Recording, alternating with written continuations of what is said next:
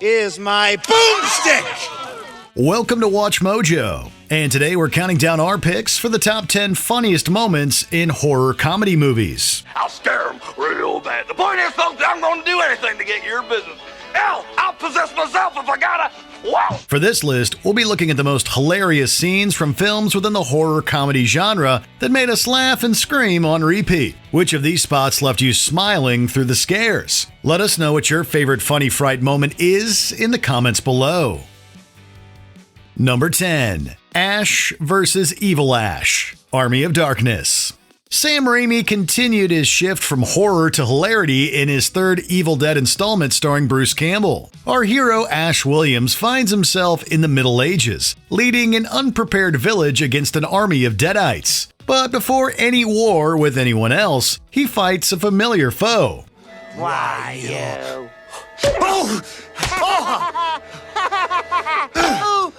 I'm blind. His reflections from a broken mirror first disperse into tiny, terrorizing versions of himself. He hilariously attempts to destroy them one by one until one jumps into his mouth. However, Mini Ash isn't drowned by our hero drinking boiling water. Instead, the Ash seedling is accidentally watered into an evil, mirrored appendage of himself.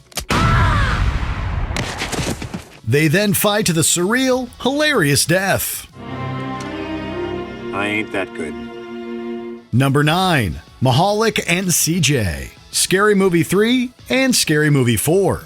The Scary Movie franchise was never quite known for being a fear fest. Each installment is a collection of parodies based on both classic movies and films popular at the time of various genres, like horror. Scary Movie 3 was no exception with its funny, gross, and non-stop raunchy references. That's why Mahalik and CJ's serious arguments on semantics are hilariously out of place. And this morning he woke up dead. How the hell do you wake up dead? Because you're alive when you go to sleep. Wait, just tell me you can So you help telling me that you can go to bed dead and wake up alive? You can't go to bed dead, man. That shit would be redundant. In one, instead of trying to find out more about a deadly video, CJ begins to question Mahalik's turn of phrase. In another, they have a debate about mice and rats that borders on the philosophical. What for? Mice? Mice? I thought she had rats. No, rats are outside, mice are inside. Yo, but what if a mouse goes outside? Does it become a rat? And if a rat is in the house, is it a mouse? I ain't never seen no mouse outside. That's what I'm saying. That's because it's a rat, fool. The running gag even appears in Scary Movie 4. She turned up missing. What? Okay, back up. How the hell do you turn up missing? Because nobody knows where you are when they realize you ain't there. Number 8. Meeting Peter, What We Do in the Shadows. Before Taika Waititi took Marvel by storm, he gave us What We Do in the Shadows, a mockumentary following vampires in various stages of undead, from newly turned to decrepit. Peter is 8,000 years old and serves both as the house's eldest and as the film's straight man, vamp, we guess. Peter, wake up. He is responsible for one roommate's turn, and even worse, he's apparently a messy roommate. Viago's attempt to resolve this conflict by inviting Peter to a flat meeting is interrupted by the vampire hissing at him from a stone coffin, and Viago can't leave soon enough. Okay. Peter is a combination of every scary vampire stereotype rolled into one, and would likely chill Dracula himself. The comedy he brings comes from the out-of-place terror he evokes in a film that's filled with so many funny moments. What I'm trying to say is, because I know that you turned me into a vampire, maybe don't do that to him. He's a vegetarian. The last thing he'd want to do is eat a live being or eat blood or eat meat. Number 7. College Kids Catastrophe, Tucker and Dale vs. Evil. Tucker and Dale just bought their dream vacation home and go off to make renovations on the cabin in the woods. We have had a doozy of a day. When the weekend's tone shifts from drunken celebration to horrified confusion after a group of college students begin to gruesomely decorate the new property, despite almost finding love at first sight with Allison when he meets her, Dale is thrust into having to save her from her own friends, who've completely misunderstood the situation. They believe the crass Tucker and Dale are kidnappers/murderers, much to the confusion of the friendly titular characters.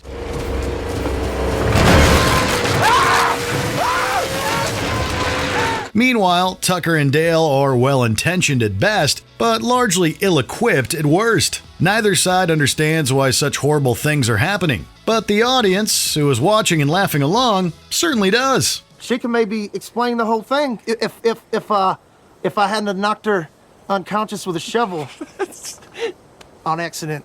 On accident. Number 6. Record throwing. Shaun of the Dead. You can't talk about horror comedies without mentioning Shaun of the Dead. Shaun begins his week with a breakup, a dead-end job, a strained relationship with his stepfather, and a relentless flatmate. Somehow, through the zombie apocalypse, his problems are solved though. Now, some of these are limited. What was that? He misses the start of the apocalypse through a drunken night, and even further thanks to a hangover. His first encounter is a girl in the garden, as described by Ed. Mary, the undead trespasser, is inevitably joined by other zombies, so Shaun and Ed must use on-hand items as weapons to defend themselves. Purple Rain. No. Sign of the Times. Definitely not. The Batman soundtrack. Throw it. They creatively and ineffectively choose Shaun's vinyls, cheekily choosing which ones are worthy for destruction. Spoiler, records are terrible at taking out zombies. Number 5. Putting on the Ritz. Young Frankenstein. When it comes to comedy horror, Young Frankenstein is a classic. The story follows Frederick Frankenstein, the grandson of the notorious Dr. Victor Frankenstein, after he's bequeathed the family's Transylvanian estate. Humorous liberties are taken in the film, starting with Dr. Frederick's distancing himself from the family name. Every character is more wacky than the last. If you're blue and you don't know where to go to, why don't you go where fashion sits? Most of all, the usually intimidating monster is filled with artistic tendencies. In an attempt to show this to the town, Frederick joins the creature in an elaborate musical number of Putting on the Ritz. What follows is a scene still recognizable nearly 50 years after its 1974 release.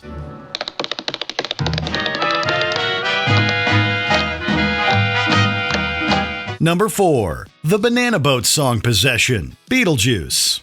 Beetlejuice features a quaint country home with occupants living, deceased, and everything in between. Barbara and Adam perish early when their car submerges into a body of water and subsequently find themselves, or rather their souls, stuck in a desert world with massive sandworms.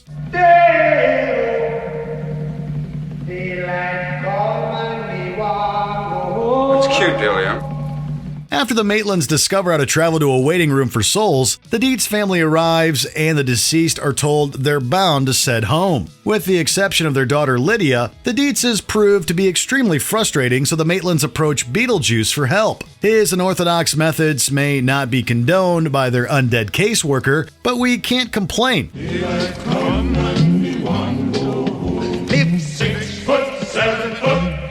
Especially since they include possessing mortals to dance to an incredibly catchy tune, complete with the shrimp hand face grab finale.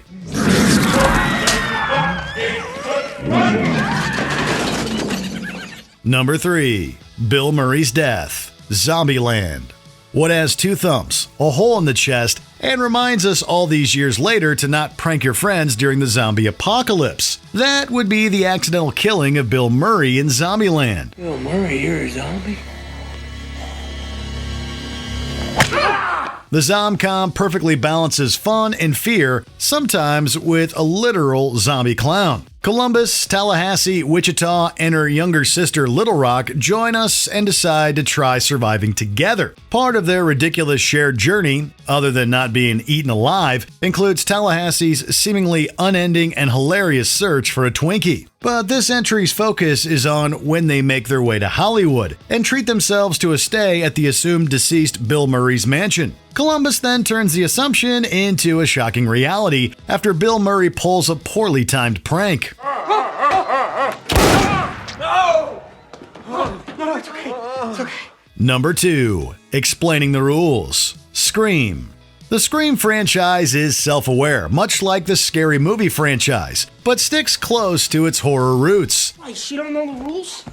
have an aneurysm, why don't you? There are certain rules that one must abide by in order to successfully survive a horror movie. Sidney Prescott is the woman that each ghost face across the years wants to finish, but she somehow always manages to survive. The film that started it all is not without comic relief, though, and thrives on irony. A group surrounded by beer and popcorn while watching a horror flick is interrupted by Sidney's friend Randy Meeks. He becomes frustrated by his friend's apparent lack of understanding of how to survive a horror movie scenario. In fact, his impromptu presentation is almost more humorous than when the rule breakers meet their predicted fates. Almost. Never, ever, ever, under any circumstances say, I'll be right back. Before we unveil our top pick, here are a few honorable mentions.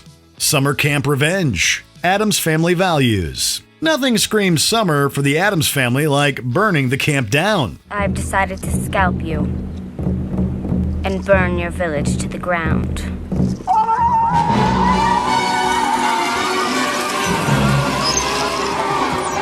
The Betting Pool, The Cabin in the Woods.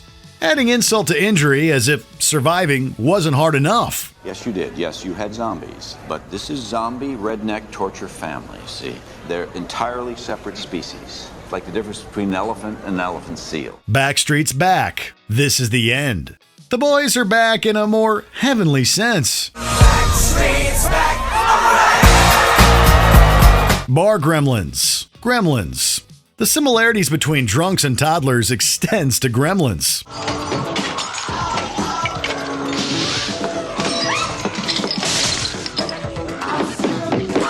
I Put a Spell on You, Hocus Pocus.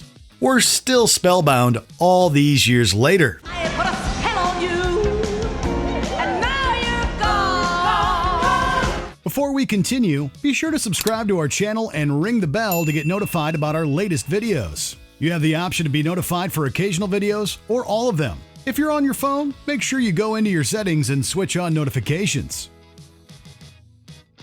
Number 1. Mr. Stay Puft Comes to Life, Ghostbusters. Everyone knows who you're going to call, so we're not going to ask. Ghostbusters seamlessly combined horror and comedy with nearly every supernatural entity the crew of four faced, from the grotesque and somehow lovable Slimer to the possession of Dana. We watched with glee and bated breath as Gozer asked the paranormal investigators to choose their opponent with a simple thought. Blank heads prevailed until Ghostbuster Ray accidentally imagined the Stay Puft Marshmallow Man. It's the Stay Puft Marshmallow Man. Instead of being tiny and adorable, however, the mascot towers over buildings and leaves destruction behind his every move.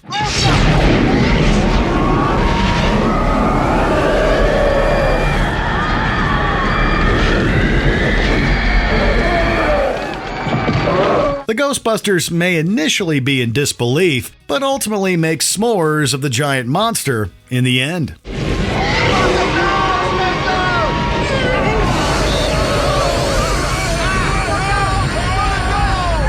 Did you enjoy this video? Check out these other clips from WatchMojo, and be sure to subscribe and ring the bell to be notified about our latest videos.